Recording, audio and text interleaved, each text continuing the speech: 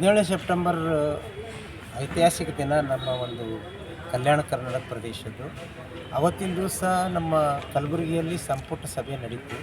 ನಾವು ಭಾಳ ಖುಷಿಪಟ್ಟಿವಿ ಮತ್ತು ನಮ್ಮ ಬೇಡಿಕೆಗಳನ್ನೂ ಅವತ್ತೇನಪ್ಪ ಅಂದ್ರೆ ಪರಿಗಣಿಸಿ ಪ್ರತ್ಯೇಕ ಸಚಿವಾಲಯ ಸೇರಿದಂತೆ ಪ್ರವಾಸೋದ್ಯಮ, ಕೃಷಿ, ಕೈಗಾರಿಕಾ ಕ್ಷೇತ್ರದಲ್ಲಿ ಭಾಳಷ್ಟು ನಿರ್ಣಯ ತೊಗೊಂಡ್ರೆ ನಾವು ಸ್ವಾಗತ ಸಲ್ಲಿಸಿದ್ವಿ.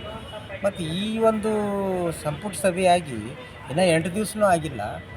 ಈ ಸಂದರ್ಭದಲ್ಲಿ ಏನಾಗ್ತದೆ ಅಂತಂದ್ರೆ ನಮ್ಮ ಒಂದು ಅಡ್ವೊಕೇಟ್ ಜನರಲ್ ಅವರು ಮುಖ್ಯಮಂತ್ರಿಗೆ ಮಿಸ್ಗೈಡ್ ಮಾಡಿ ನಮ್ಮ ಒಂದು 545 ಏನು ಪೊಲೀಸ್ ಸಬ್ ಇನ್ಸ್ಪೆಕ್ಟರ್ ಅಲ್ಲ, ಸಿವಿಲ್ ಈ ನೇಮಕಾತಿಗಳದಾಗ 1/2/23 ಸರ್ಕ್ಯುಲರ್ ಪ್ರಕಾರ ಮಾಡಬೇಕು. ಯಾಕಂದ್ರೆ ಹೊಸ ನೋಟ್ ಬಂದಮೇಲೆ ಆಟೋಮೆಟಿಕ್ಲಿ ಹಳೆ ನೋಟ್ ರದ್ದಾಗ್ತವೆ. ಅದಕ್ಕೆ 1/2/23 ಸರ್ಕ್ಯುಲರ್ ಜಾರಿ ಇರುವಾಗ, ಯಾಕಂದ್ರೆ ಈ ಸರ್ಕ್ಯುಲರ್ ಪ್ರಕಾರ ಆದ್ರೆ ನಮ್ಗೆ ಜನರಲ್ ಸೀಟ್ ಸಿಗ್ತಾವೆ, ಜನರಲ್ದಾಗ ನಮ್ಮವ್ರು ಸೆಲೆಕ್ಷನ್ ಆಗ್ತಾರೆ. ಆಮೇಲೆ ನಮ್ಮ ರಿಸರ್ವೇಷನ್ ನಮ್ಮ ಪಾಲಿನ ನಮ್ಗೆ ಸಿಗ್ತದೆ 8%, ನಮ್ಮ ಭಾಗದೇನದಲ್ಲ 70%.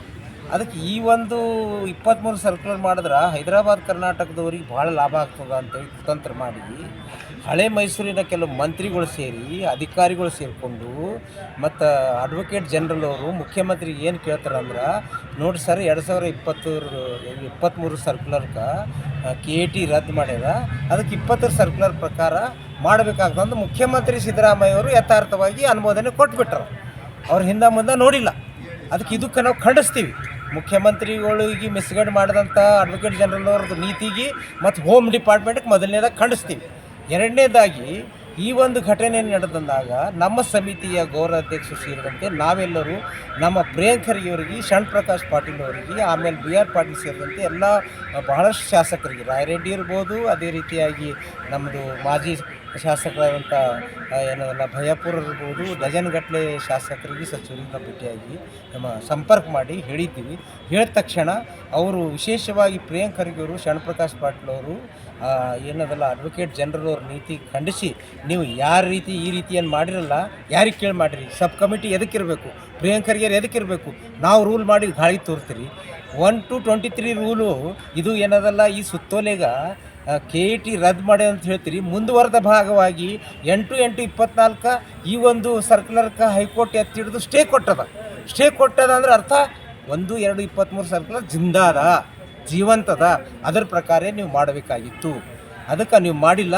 ಸದ್ಯ ಏನದಲ್ಲ 545 PSI ಪೋಸ್ಟ್ಗಳ ನೇಮಕಾತಿ ತಡೆ ಹಿಡ್ರಿ. ಬರುವ 27ನೇ ತಾರೀಕಿಗೆ ಸನ್ಮಾನ್ಯ ಪ್ರಿಯಾಂಕ್ ಅವರ ಅಧ್ಯಕ್ಷತೆಯಲ್ಲಿ ಸಂಪುಟ ಉಪಸಮಿತಿ ನಡೀತದ. ಆ ಉಪಸಮಿತಿ ಸಭೆ ಆದ ನಂತರ ಏನದಲ್ಲ ಒಂದು ಈ 23 ಸುತ್ತೋಲೆಗೆ ಪರಿಷ್ಕರಣೆ ಮಾಡಿ ಒಂದು ಹೊಸ ಸುತ್ತೋಲೆ ಪ್ರಕಾರ ಕಲ್ಯಾಣ ಕರ್ನಾಟಕದ PSI ಅಭ್ಯರ್ಥಿಗಳಿಗೆ ಒಂದು ಕಡೆ ಜನರಲ್ ಮೆರಿಟ್ ಮೊದಲು ಸಿಗಬೇಕು, ಆಮೇಲೆ ನಮ್ಮ ರಿಸರ್ವೇಷನ್ ನಮ್ಗೆ ಸಿಗಬೇಕು. ನಮ್ಮ ಹಕ್ಕು ನಮ್ಮ ಸಿಗುವ ನಿಟ್ಟಿನಲ್ಲಿ ಕ್ರಮ ಕೈಗೊಳ್ಳುವ ರೀತಿಯಲ್ಲಿ ಏನದಲ್ಲ ಪ್ರಿಯಾಂಕ್ ಖರ್ಗೆ ಅವರು, ಶರಣ್ ಪ್ರಕಾಶ್ ಅವರು, ನಮ್ಮ ಭಾಗದ ಸಚಿವರು, ಶಾಸಕರು ಸ್ಪಂದನೆ ಕೊಟ್ಟಿದ್ದು ನಾವು ಸ್ವಾಗತ ಸಲ್ಲಿಸ್ತೀವಿ. ಮತ್ತು ಈ ರೀತಿ ಮುಂದೆ ಘಟನೆಗಳು ನಡೆದ್ರೆ ಕಲ್ಯಾಣ ಕರ್ನಾಟಕ ಹೋರಾಟ ಸಮಿತಿ 7 ಜಿಲ್ಲೆಗಳಲ್ಲಿ ಉಗ್ರವಾದ ಹೋರಾಟ ಮಾಡ್ತಂತ ಸರ್ಕಾರಕ್ಕೆ ನಾವು ಎಚ್ಚರಿಕೆ ಕೊಡಬಯಸ್ತೀವಿ. ಇವತ್ತು ನೀವು ಪೊಲೀಸ್ ಡಿಪಾರ್ಟ್ಮೆಂಟ್ ಅನ್ಯಾಯ ಮಾಡ್ತೀರಿ, ನಾಳೆ ಏನದ ಲೋಕೋಪಯೋಗಿ ಆಗ್ತದೆ, ನೀರಾವರಿ ಆಗ್ತದೆ, ಕೈಗಾರಿಕೆ ಆಗ್ತದೆ, ಶಿಕ್ಷಣ ಇಲಾಖೆ ಆಗ್ತದೆ, ಎಲ್ಲ ರೀತಿಯಿಂದ ಅನ್ಯಾಯ ಆಗ್ತದೆ.